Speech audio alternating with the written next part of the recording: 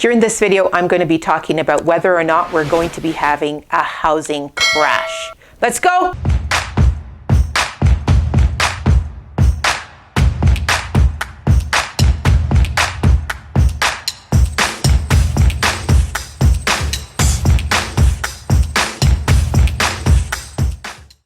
There is 7 things that we're going to talk about today that I think will affect the housing market moving forward in 2021.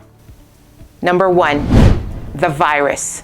2020 will go down in history as having the dreaded virus. Now, we are starting to see vaccines arrive in Canada, but most likely it will take a while before we can vaccinate everyone.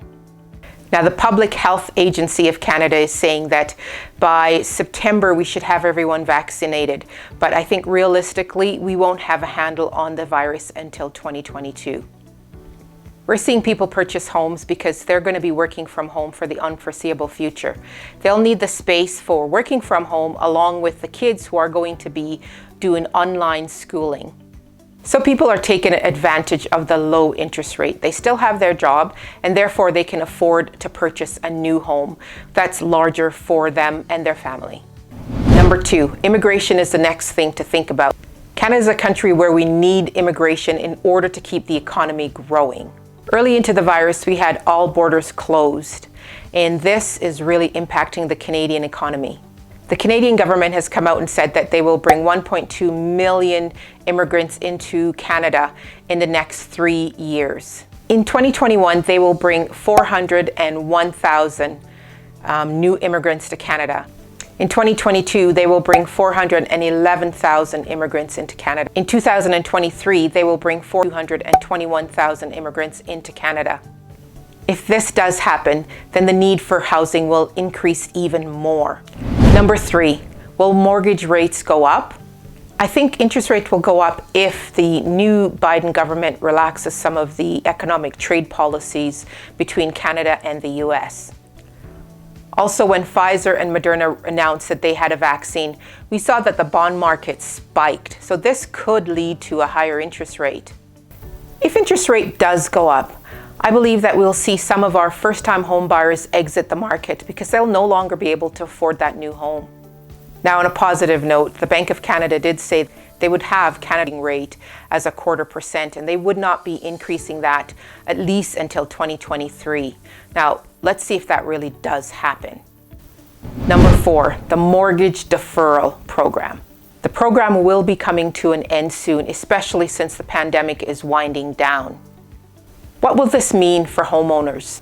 Are we going to see foreclosures from families and individuals who decided to take the full 6 months mortgage deferral program? Now, if you opted for the mortgage deferral program, once this ends, will you be able to make your mortgage payments again? Are they still working? Did they take the deferral because they lost their job?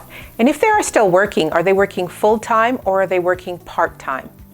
For people who have decided to take the mortgage deferral payment, not only will they have to return to making their original mortgage payments, but they will also need to pay interest on the mortgage that they've deferred for 6 months when it comes time for them to start making their payments again.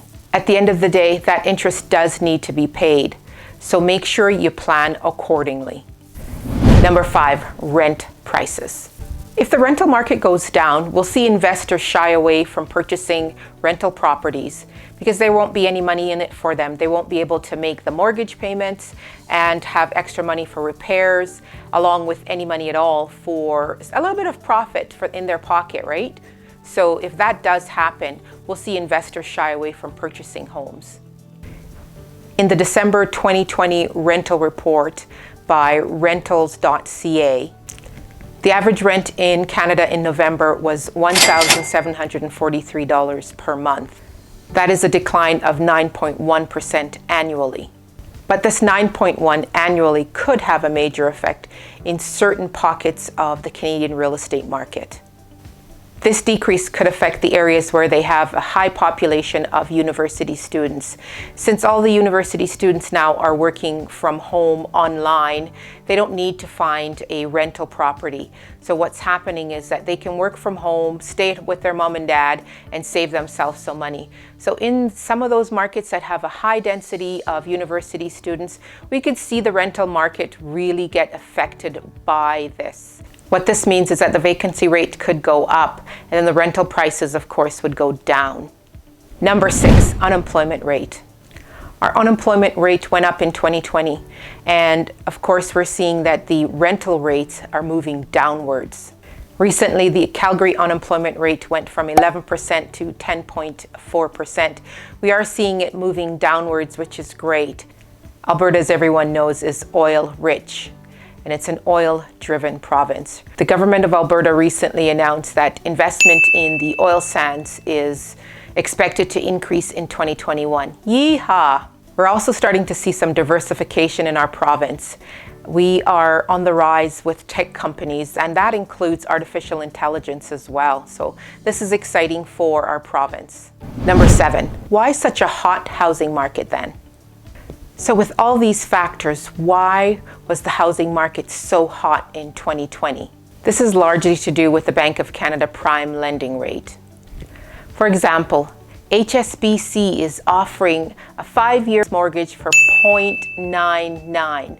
This is the lowest mortgage rates that Canada has seen in history. Can you imagine? 0.99. When I purchased my very first home, it was 9.75.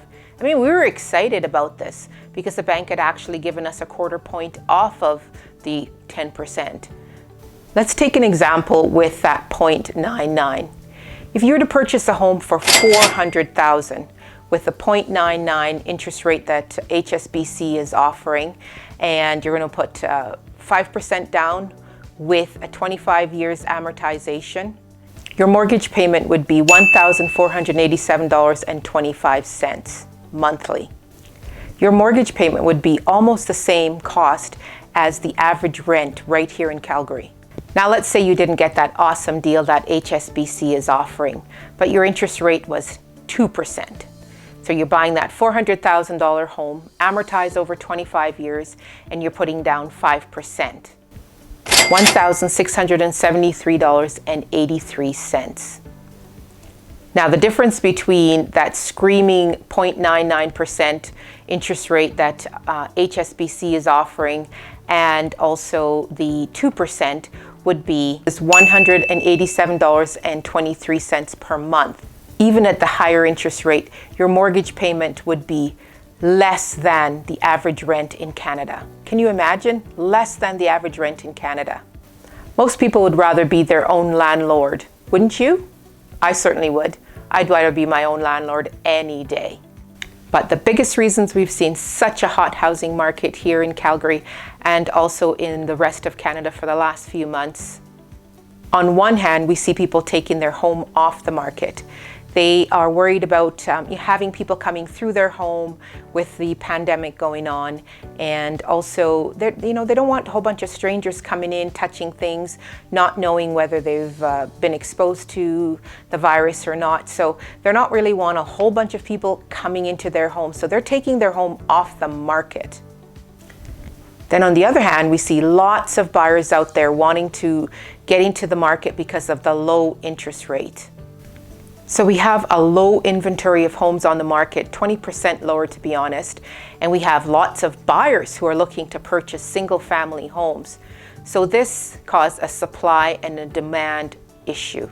So when you have a whole bunch of buyers looking to purchase properties and they don't have anything to choose from, this keeps the market active and it keeps it very robust. Across the country in 2020, we see the Canadian housing market increased for an average of 5%. That's fantastic. I mean, this is during a pandemic. So, is the housing market going to crash? For me, I don't see that there's going to be a housing crash. I mean, we had a worldwide pandemic and this did not crash the housing market. Unless something unforeseen comes up again, I don't see the housing market crashing at all. Canada's largest bank, RBC, says they don't see a housing market crash either. They're actually anticipating that the housing market will go up by 8.4%. Now, that being said, I've had lots of my clients say they're going to wait for the market to crash in order to purchase a home at a lower price. Don't try to time the market. Purchase a home when it's right for you and your family. At the end of the day, Calgary is still an affordable place to buy a home as well as to live. What do you think? Do you think the Calgary housing market will crash in 2021?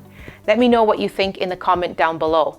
If you enjoyed this video, you might enjoy the next one coming up.